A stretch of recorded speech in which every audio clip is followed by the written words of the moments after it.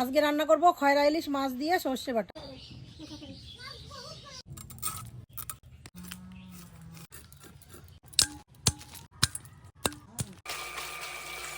মাছ কেটে ধুয়ে নিয়েছি, এখন সব মশলা দিয়ে মাছ মাখিয়ে নেব।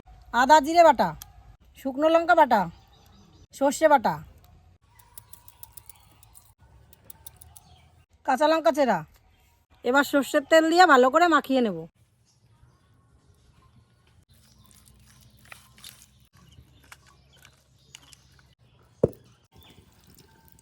শুকনো লঙ্কা দিয়ে দেবো।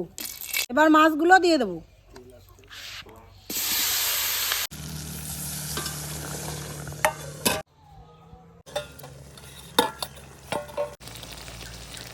কুড়ি মিনিট মতো ঢাকা দিয়ে রেখেছিলাম, মাছগুলো ভালোভাবে সিদ্ধ হয়ে গেছে, এখন নামিয়ে নেব।